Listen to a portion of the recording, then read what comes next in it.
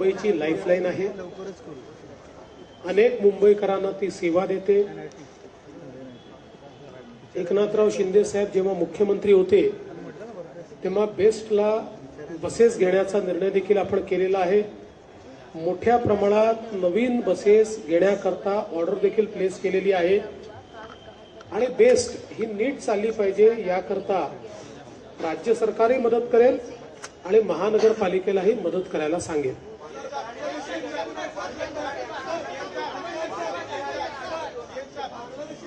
असं आहे, मी कालही सांगितलं, कोणालाही सोडलं जाणार नाही।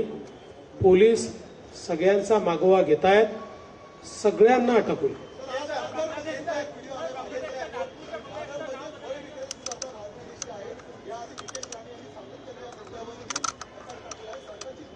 सरकारची भूमिका पक्की आहे।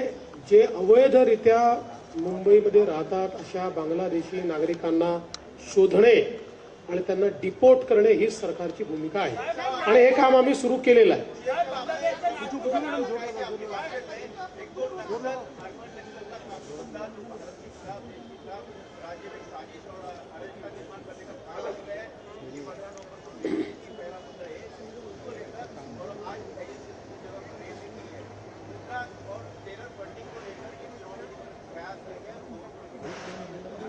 देखिए, अर्बन नक्सल के मामले में मैंने ये बात कही है कि राहुल गांधी इन्होंने चुनाव में भारत जोड़ो अभियान इसका इस्तेमाल किया। तकरीबन 180 संगठनाएं इसमें काम कर रही थी।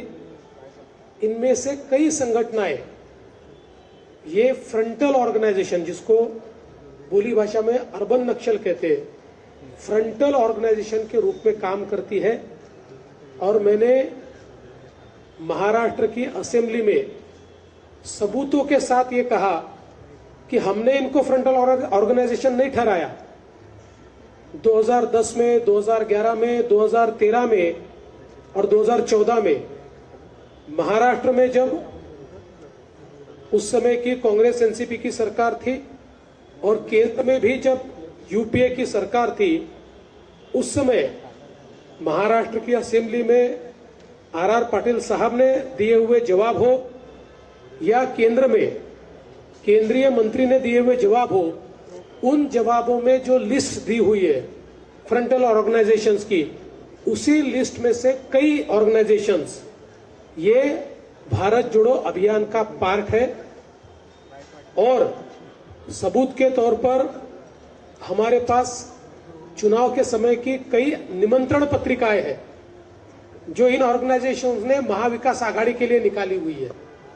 इसलिए भारत जोड़ो अभियान में बड़े पैमाने पर जो लोग काम कर रहे हैं ये फ्रंटल ऑर्गेनाइजेशंस है।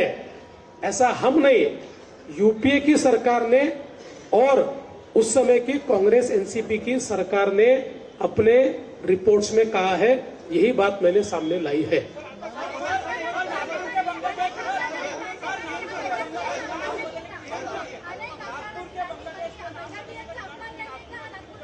विचार करेंगे सर।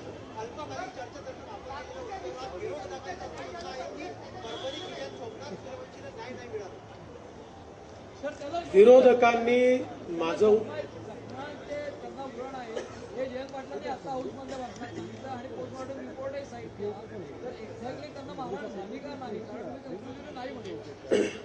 मला असं वाटतं की माझं भाषण जयंत पाटलांनी नीट ऐकलं असतं तर हे प्रश्न त्यांनी निर्माण केले नसते। मी 3 गोष्टी सांगितल्या। पहिली गोष्ट, 2 वेळा मॅजिस्ट्रेट समोर मॅजिस्ट्रेटनी त्यांना विचारलं तुम्हाला मारहाण झाली आहे का? त्यांनी सांगितलं नाही। ही पद्धत असते, विचारावं लागतं। ते मॅजिस्ट्रेटनी त्यांना ते नोंदवावं लागतं, ते नोंदवून ठेवलेलं आहे।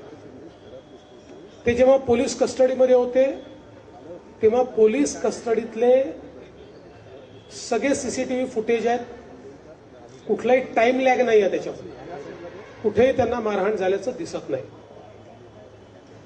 तिसरं, त्यांची जी मेडिकल एक्झामिनेशन झाली, मी जे सांगितलं की आपण जे सगळे दाखवतो आहोत ते पोस्टमॉर्टम रिपोर्टचं कव्हर दाखवतो आहोत. पण जी डिटेल्ड मेडिकल एक्झामिनेशन झाली त्याच्यामध्ये त्यांना श्वसनाचा दुर्धर रोग आहे हे तेव्हाच नमूद करून ठेवलेलं आहे.